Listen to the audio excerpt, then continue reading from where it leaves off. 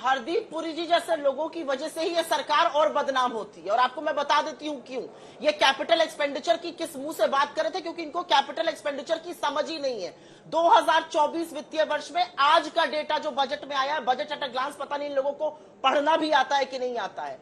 13,70,000 crore capital expenditure था पिछले साल का, खर्चा हुआ है 12,71,000 करोड़। 1,00,000 करोड़ लगभग कम कैपिटल एक्सपेंडिचर खर्च हुआ है। ये कैपिटल एक्सपेंडिचर की बात करते हैं। ये बड़ी बड़ी बात कर रहे थे क्रियान्वयन की। अरे आपके इंफ्रा क्रियान्वयन का वो हाल है कि कल पुल आप उद्घाटन करते हैं, आज वो गिर जाता है। एयरपोर्ट ऐसे गिर रहा है जैसे दफ्ती के ताश के पत्ते गिर रहे हो। ये आपका एग्जीक्यूशन है। और यहां पर आकर आप बड़ी बड़ी बातें, आप पर क्या छोड़ दिया जाए? आप पर तो छोड़ा गया ना कैपिटल एक्सपेंडिचर। आप 1,00,000 करोड़ की कटौती करके बैठे हुए। आपने कृषि में कटौती की है, दर्ज करनी थी वो आपने कर ली। मैं लौट रही हूँ आपके पास। एलजेपीआर से भी हमारे साथ है अरुण भारती जी आपके पास आते हुए। सबसे बड़ी बात आपकी नजर में क्या है, क्योंकि जो आलोचना विपक्ष की तरफ से हो रहा है वो भी आपने देख ही लिया है। आपकी नजर में कौन सी ऐसी बात है जिससे हम माने कि एकदम क्रांतिकारी रूप से विकसित भारत 2047 की तरफ हम बढ़ रहे हैं? मिस्टर भारती, वो कह रहे हैं कुर्सी बचाओ में बिहार को ज्यादा दिया इस बार, विशेष राज्य का अभी भी नहीं दिया, ये वो पूछ रही हैं। अंजना जी, मुझे मौका देने के लिए बहुत बहुत धन्यवाद। मैं ये कहूँगा कि ये एक समावेशी बजट है, जहाँ पे युवाओं के लिए रोजगार है, जहाँ महिलाओं के लिए भी डेवलपमेंट के लिए भी बजट दिया गया है 3,00,000 करोड़ का, जहाँ पे किसानों के लिए भी है और गरीबों के लिए भी है।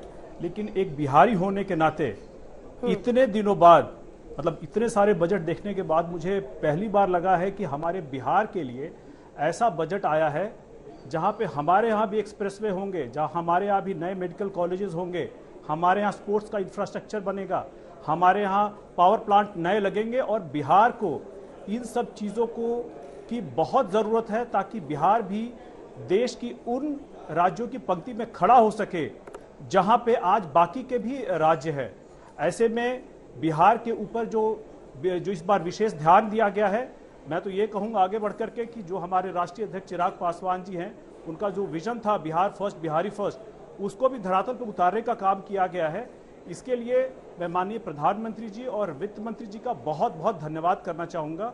और मैं चाहूँगा कि अगले बार भी जो अगले 5 साल तक जो बजट आएगा, जब तक सरकार रहेगी, बिहार को ऐसे ही बिहार पे ध्यान दिया जाए ताकि बिहार भी अगले राज्यों की श्रेणी में आकर के खड़ा हो सके। ऐसे बजट की हमें ज़रूरत है। और बिहार में जो भी अभी गरीबी है, जो पिछड़ापन है, ऐसे बजट आने से हमारा ये पिछड़ापन दूर होगा और हम भी आगे वाली राज्यों की श्रेणी में आकर के खड़े होंगे। चलिए ठीक है, प्रियंका जी को दिखाइए। प्रियंका जी, आपकी नजर में सबसे बड़ी बात क्या दिखाई दे रही है इस बजट में? और जो पीएम इंटर्नशिप प्रोग्राम है, क्योंकि देखिए रोजगार, नौकरियां एक बहुत बड़ा मुद्दा था इस बार चुनावों में, आपको लगता है कि उसका साइड इफेक्ट है कि अब हम सीधा इस तरह के प्रोग्राम्स देख रहे हैं जो एड्रेस कर रहे हैं ऐसे इश्यूज को? और ये 4 crore over a period of 5 years 4 crore युवाओं के लिए इंटर्नशिप का जो साधन बन रहा है, कमाई का साधन बन रहा है, वो स्वागत योग्य है? नहीं, सबसे पहले तो मैं कहूंगी अप्रेंटिसशिप प्रोग्राम जो आया है, इतनी स्किल लेबर वर्कफोर्स पड़ी हुई है, जॉब ढूंढ रही है। 9.2% पे आपका अनएम्प्लॉयमेंट का आंकड़ा है। वो जो स्किल लेबर फोर्स है उनका क्या करेंगे हम? उनके एम्प्लॉयमेंट जनरेशन की क्या बात करेंगे? क्या एक आईआईटी इंजीनियर जो रोजगार ढूंढ रहा है या बिजनेस के माध्यम ढूंढ रहा है, क्या उसको ये अप्रेंटिसशिप प्रोग्राम उसको काम आएगा? सवाल ये है कि आप कह रहे हैं 1 करोड़ रोजगार होंगे, 500 एंटरप्राइजेस होंगे, तो यानी एक कंपनी 20,000 इंटर्न्स को सालाना लेगी अगर उनको वो टारगेट मैच करना है। कॉर्पोरेट हाउस, क्या मैं आपको, चलिए मैं तो टॉप 500 कंपनीज में इंडिया टुडे और आज तक को ही मान लेती हूँ, क्या ये टॉप 500 कंपनीज में 20,000 इंटर्न्स के आप आज तक और इंडिया टुडे या जो आपका टीवी मीडिया ग्रुप है, क्या वो ऑब्जॉर्व कर पाएगा? तो ये तो वही है, इतनी बड़ी बड़ी बातें की जा रही हैं, इतनी कह रहे हैं कि हमने काम किया है, हमने बिहार और आंध्र प्रदेश को पैकेज दिया, तो उनका पैकेज का डिमांड नहीं था, उनका स्पेशल स्टेटस का डिमांड था। और पैकेज में भी महाराष्ट्र के लिए कुछ नहीं आया। महाराष्ट्र में भी सरकार इनकी है, महाराष्ट्र का तो नाम तक नहीं लिया गया। उत्तर प्रदेश से क्यों खफा है? क्योंकि सब जानते हैं लोकसभा ने उनको क्या नतीजा दिया है। उत्तर प्रदेश भी उनकी सरकार है, उनको भी कुछ नहीं मिला। शर्मनाक है कि आप राज्यों में भेदभाव कर रहे हैं क्योंकि आपको अपनी सरकार बचानी है। तो मैं इस बजट को मैंने एक टाइटल दिया है, प्रधानमंत्री सरकार बचाओ योजना। यही ये बजट का पूरा सार है।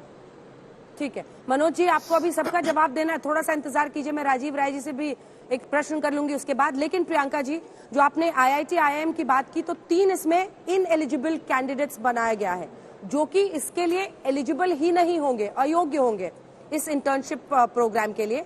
उसमें IIT में पढ़ने वाले बच्चे, IIM, IISER, CA, CMA etcetera का क्वालिफिकेशन जिनके पास है, वो इसमें एनरोल नहीं होंगे।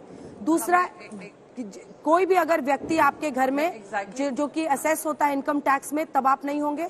और अगर आपके घर में कोई भी एक परिवार का मेंबर गवर्नमेंट एम्प्लॉय है, यानी सरकारी मुलाजिम है, तो आप इसके लिए एनरोल नहीं होंगे। तो एक वर्ग बनाने की कोशिश है, जो लोग के पास कम साधन है या कम है, उनके लिए ये किया गया है। सॉरी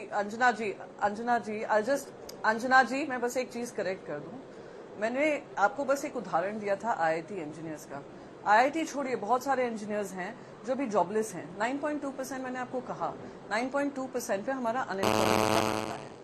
चलिए आप IIT इंजीनियर्स को अलग रखिए। IIT इंजीनियर आपसे क्या उम्मीद कर रहा है कि आप इनके लिए रोजगार के माध्यम बनाएंगे या एंटरप्रेन्योरशिप के माध्यम बनाएंगे जहां वो जॉब क्रिएटर्स बने, वेल्थ क्रिएटर्स बने। आपने क्या लिया है? आप एक अप्रेंटिसशिप प्रोग्राम दिखा रहे हैं कि हमने युवाओं की जो बेरोजगारी है, हमने सबका सोल्यूशन। क्या इन्होंने अग्निवीर पे एक शब्द बोला? ये जो होंगे कॉर्पोरेट अग्निवीर होंगे। जो अग्निवीर इन्होंने आर्मी के लिए की है, वही अग्निवीर आप कॉर्पोरेट हाउसेस के लिए कर रहे हैं। ठीक है, और आप कॉर्पोरेट हाउसेस ये सवाल मनोज तिवारी से मैं पूछूंगी। आप सीधा कह रहे हैं ये कॉर्पोरेट अग्निवीर होंगे। ठीक है, मैं ये सीधा उनसे पूछूंगी। राजीव राय जी, एक और सांसद इस बार जो चुनकर आए हैं, राजीव राय जी, आपकी नजर में देखिए, क्योंकि अखिलेश यादव ये कह रहे हैं कि यूपी को कुछ नहीं मिला, लेकिन ये भी एक सच्चाई है कि चाहे वो बिहार हो, चाहे वो आंध्र प्रदेश हो, लॉन्ग स्टैंडिंग मांगे थी इन राज्यों की। ये भी एक सच्चाई है कि इनके बिना सरकार नहीं चलेगी। इन सबको साधते हुए क्या सरकार के इस बजट में कुछ अच्छा आपको दिख रहा है? अंजना जी, धन्यवाद आपको बधाई देने के लिए। ये बजट वही है, बैसाखियाँ बची रहे, सरकार सांसें गिनती रहे, उसके लिए एक निरर्थक प्रयास है। जो सरकार उत्तर प्रदेश देश का 1/5 आबादी जहां यूपी में रहती है, जिसके पास एक शब्द नहीं है। आप बक्सर से भागलपुर का एक्सप्रेसवे तो बना रहे हैं, लेकिन पूर्वांचल एक्सप्रेसवे जो समाजवादी पार्टी के कॉन्सेप्ट है जिसने शुरू किया था, आप बलिया से 20 किलोमीटर बक्सर नहीं जोड़ सकते। इतनी आपको नफरत हो गई है। डबल इंजन की सरकार, दोनों लोगों के झगड़े में, दिल्ली या लखनऊ के झगड़े में हमारे उत्तर प्रदेश की जनता क्यों पीछे? कहीं रेलवे पर बात नहीं हुई है। और मैं जो अभी प्रियंका जी ने कहा वही बात मैं भी कहने वाला था। ये अग्निवीर कारपोरेट में भी आ गया। हमारे नौजवानों को, अरे आप जो 30 लाख वैकेंसियां खाली हैं उनके बारे में बात नहीं कर रहे हैं। केंद्र सरकार में भर्तियां उसके बारे में बात नहीं कर रहे हैं, उनकी नौकरी देने की बात नहीं कर रहे हैं। आप 2 करोड़ नौकरी, अभी प्रधानमंत्री जी ने कहा कि पिछले 3-4 सालों में 8 करोड़ रोजगार मिल गया था, नौकरी मिल गया था। स्किल्ड लेबरर का 9% से ज्यादा अनएम्प्लॉयमेंट है। आप किसको बेवकूफ बना रहे हैं? और जो लोग बिहार के बारे में खुश हो रहे हैं, आदरणीय मनोज तिवारी जी और मेरे बड़े भाई त्यागी जी को पता होगा, याद है ना? अगर आप सोच रहे हैं कि 41,000 करोड़ का मिल गया, इतने रोड बन गया, 70,000 करोड़, 80,000 करोड़, 90,000 करोड़, कितना चाहिए? 1 लाख करोड़, चलो 1,15,000 करोड़ दे दिया। क्या हुआ वो 1,15,000 करोड़ के पैकेज का? इनका ट्रैक रिकॉर्ड भी तो है। अगर 1,15,000 करोड़ का पैकेज मिला था तो उस पैसे का क्या हुआ? उस पैसे के बाद 20 साल से सरकार में रहने वाले अगर रिकॉर्ड बना रहे हैं कि पुलें रोज गिर रही है, पुल गिरने का, एयरपोर्ट गिरने का अगर रिकॉर्ड बना रहे हैं, तो आप किस इंफ्रास्ट्रक्चर डेवलपमेंट की बात कर रहे हैं? और उत्तर प्रदेश को ठगने वाले लिख कर रख लीजिए, जिन्होंने उत्तर प्रदेश को धोखा दिया है, जिन्होंने उत्तर प्रदेश के नौजवान, आप हमारे यहाँ ट्रेन हादसे में रिकॉर्ड हो रहा है, पुल गिरने का रिकॉर्ड हो रहा है, एयरपोर्ट गिरने का रिकॉर्ड हो रहा है, और आप कैपिटल इन्वेस्टमेंट इंफ्रास्ट्रक्चर डेवलपमेंट की बात कर रहे हैं। कौन सी क्वालिटी आपकी है? आप किसी पर्टिकुलर कंपनियों को ठेका दे रहे हैं। आप उन कंपनियों के लिए आपने स्कीम लेकर आई है जो आपके गॉडफादर हैं, जो आपके करते हैं। आप किसानों का आमदनी दुगुनी होने के शब्दों की लफाजी से नहीं बढ़ता है। बेरोजगारी मोर्चा संभालेंगे जी, राजीव राय जी मोर्चा संभालेंगे। वो कह रहे हैं दिल्ली और लखनऊ की लड़ाई में आप भी तो चुनाव यहाँ से लड़ते हैं, लेकिन यूपी के ही ना है। वो कह रहे हैं कि पूरा लखनऊ और दिल्ली की लड़ाई में मनोज जी पूरा गड़बड़ कर दिया है मामला आपने यूपी का, सब बस जय बिहार हो गया है। नहीं, देखिए अंजना जी, राजीव भाई जो भी बोल रहे हैं, सही मायने में उनको आज बोलने का अच्छा बिंदु मिल नहीं रहा है। उनको पता है कि उत्तर प्रदेश की सड़कों का विकास हो चुका है और ऑलरेडी कई प्लान हैं। जो वो बलिया और बक्सर की बात कर रहे हैं वो ऑलरेडी प्लान्ड है, तो उसको बजट में लाने की जरूरत नहीं, वो बस पूरा कर दिया जाएगा। दूसरी बात देखिए, 80 करोड़ लोगों को फ्री अनाज अभी फिर से मिलता रहेगा अगले 5 सालों तक, ये भी तो बजट में प्रावधान है। क्या वो उत्तर प्रदेश संबंधित नहीं है? क्या वो उन राज्यों से संबंधित नहीं है जहां से प्रियंका जी आती हैं? और आज प्रियंका जी भी जो बातें करें, प्रियंका जी ने एक लाइन दी कि प्रधानमंत्री सरकार बचाओ, ये आप बजट की तारीफ कर रही हैं क्योंकि अच्छा बजट है। जो हमारे एलाइज हैं वो भी खुश हैं और जो हमारी पार्टी के राज्य हैं वो भी खुश हैं, पूरा देश खुश है। क्या जब हम 1 करोड़ युवाओं को इंटर्नशिप देंगे 21 से 24 साल को, जो भी आज व्यवस्था की गई है, क्या वो सिर्फ बिहार और आंध्र प्रदेश के होंगे? ऐसा तो नहीं है। इसलिए पूरी तरह इसका अध्ययन करके ही बात करनी चाहिए। और मैं खुश हूँ, मैं बीच में मुस्कुरा दे रहा था क्योंकि चाहे सुप्रिया श्रीनेश जी हो, चाहे प्रियंका जी हो, चाहे राजीव जी हो, ये लोगों को आज कुछ मिल नहीं रहा है, इसलिए इनको लगता है कि ये तो सरकार बचाने वाला है। मैं आपको याद दिलाऊं, पीएम स्वनिधि योजना 10,000 रुपया रेडी पटरी के लोगों को मिलता था, वापस कर दो 20,000, फिर वापस कर दो 50,000, आज वो डबल हो गया। 20,000 लो, वापस करो 40,000, वापस करो 1 लाख। रेडी पटरी से लेके, युवाओं से लेके, और पहले जो वादे किए हैं, आप किसी ने भी ये नहीं कहा, प्रियंका जी या सुप्रिया जी या राजीव भाई, क्या 3 करोड़ घर बनेंगे तो सिर्फ बिहार और आंध्र प्रदेश में बनेंगे, उत्तर प्रदेश में नहीं बनेंगे, महाराष्ट्र में नहीं बनेंगे? 3 करोड़ नए घर बेघर के लिए आज बजट में प्रावधान हुआ। एक तरफ मोदी सरकार है, एनडीए सरकार है, जो वादा करती है चुनाव में तो बजट में पूरा करने का प्रावधान लाती है। दूसरी तरफ कांग्रेस है। आप कर्नाटक में जाइए, सारी सुविधाएं महंगी कर दी गई चुनाव के बाद। आज इस बजट के बाद मुझे लगता है चाहे सोलर पैनल में डिक्रीज हो, चाहे फिर ठीक है मोबाइल के यूजर्स को डिक्रीज हुआ है 15% तक का, कोई ऐसा सेक्टर नहीं ठीक है जिसको आज मोबाइल, सोना, गहना, कैंसर के ड्रग्स, ये सब सस्ते हुए, कस्टम ड्यूटी कम हुई है। मैं अब लौट रही हूँ मनोज जी, आज बहुत लोग बहुत खुश इस बात से भी कि सांसद हैं बीजेपी के आप, और बजट वाले दिन आपको फील्डिंग के लिए उतारा गया है, ये भी वो अपने आप में बहुत दिलचस्प है। आपका गाना आजकल खूब चल रहा है ना, राजा जी वाला। सुप्रिया जी जल्दी जल्दी छोटे छोटे कमेंट सबसे लेते हैं। सुप्रिया जी आपसे शुरू करके फिर आ रहे हैं मनोज जी, आ रहे हैं छोटे छोटे, अब बहुत कम टाइम बचा है, 2-2 लाइन के ही कमेंट सुप्रिया जी हो पाएंगे। जी हाँ बिल्कुल, ये मुश्किल बजट है डिफेंड करने के लिए, और मनोज भाई पूरी अपनी कोशिश कर रहे हैं, उसमें बहुत विफल हो रहे हैं, वो सारी दुनिया देख रही है। पता नहीं आज क्यों इनको अग्नि परीक्षा के लिए उतारा गया, लेकिन कोई बात नहीं। मनोज भाई बस 3 बातों का जवाब दीजिए। रक्षा के बजट में क्यों कटौती कर दी गई? 9.6% से घटा के 9.4% कर दिया गया। कृषि का बजट 3.25 से घटाकर 3.1 कर दिया गया। यही नहीं, आपने स्वास्थ्य का बजट घटा दिया, आपने शिक्षा का बजट घटा दिया। विकसित भारत हम कैसे बनेंगे? ये 6.5-7% की ग्रोथ से थोड़ी हम विकसित भारत बनेंगे। विकसित भारत हम तब बढ़ेंगे जब पढ़ेगा भारत और बढ़ेगा भारत।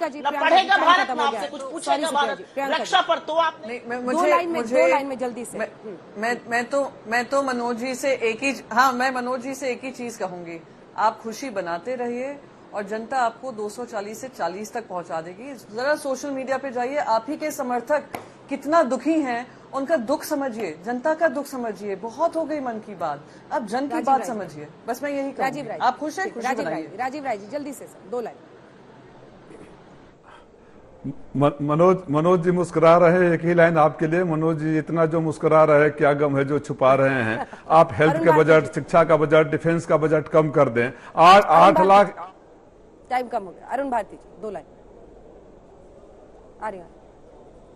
अंजना जी, बिहार को इंडस्ट्रियलाइजेशन, औद्योगिकीकरण की बहुत जरूरत है, और ऐसे में जो गया में इंडस्ट्रियल नोड बनेगा वो एक बहुत ही वेलकम स्टेप है। और हम लोग इसी तरह के पॉजिटिव रीइंफोर्समेंट बजट में बिहार के लिए आगे भी देखना चाहेंगे। और बिल्कुल। अभी जो मनोज बजट तिवारी आया जी, है उसके लिए अब प्रधान दोनों के सवाल लगभग सिमिलर थे तीनों के, कि रक्षा मंत्रालय से लेकर तमाम जो रक्षा के लिए बजट है, शिक्षा के लिए, उस समय गिरावट क्यों? अच्छा, सुप्रिया जी को मैं समझ नहीं पा रहा हूँ। हमें राफेल चाहिए था, आप राफेल खरीदने नहीं देते थे। आज हमारे पास राफेल है तो जरूरत भर है तो फिर और खरीदना है थोड़ी हमें। हमारी जरूरत की बहुत सारी चीजें ऑलरेडी हम ला चुके हैं, उसके बाद भी इतना बड़ा बजट है। तो कोई रक्षा बजट ऐसा होता है जहां हमें जो आवश्यकता है हम ला चुके हैं, बजट क्यों उसके बाद घटाया? भी अगला सवाल हमारा ये स्टेप पूछा है, जा रहा है तो आपसे। Please accept it.